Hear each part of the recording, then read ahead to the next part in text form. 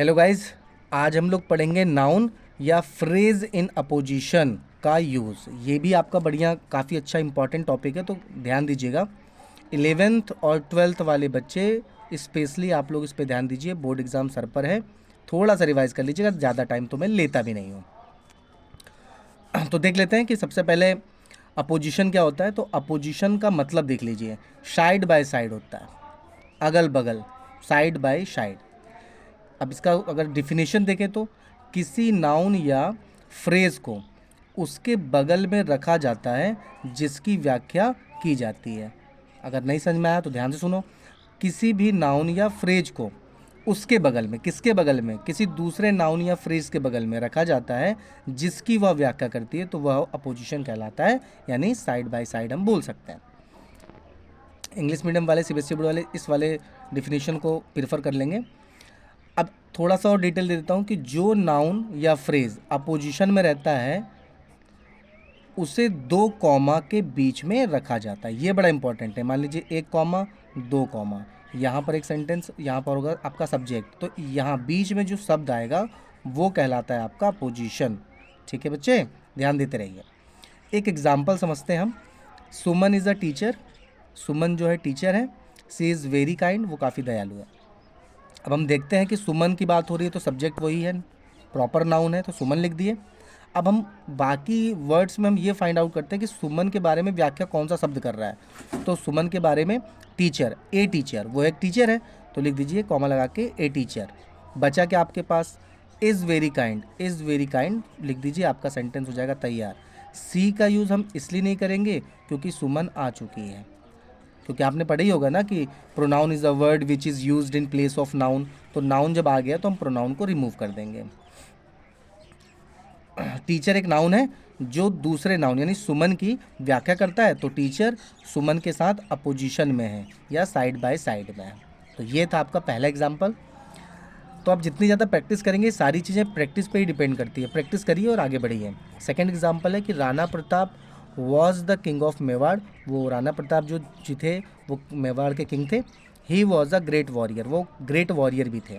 तो बात हम किसकी कर रहे हैं, राणा प्रताप की। राणा प्रताप लिख लेंगे, कॉमा लगा देंगे। अब देखते हैं द किंग ऑफ मेवाड़, तो द किंग ऑफ मेवाड़ लिख देंगे, कॉमा।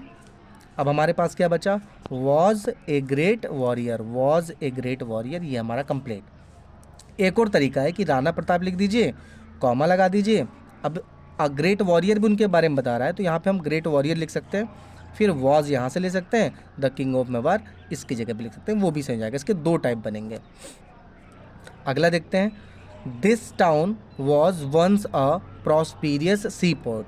अब बताया जा रहा है कि एक टाउन है जो एक बार प्रॉस्पीरियस सी पोर्ट था। सी पोर्ट यानी बंदरगाह, प्रॉस्पीरियस मतलब समृद्ध। It is now a heap of ruin, लेकिन अब वो जो है वो केवल ढेर बचा है।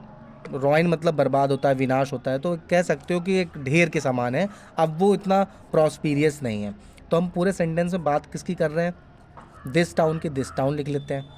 उसके बारे में भाई, इस टाउन के बारे में व्याख्या कौन सा शब्द कर रहा है, तो once a prosperous sea port, once a prosperous sea port लिख देते हैं, कॉमा लगा देंगे।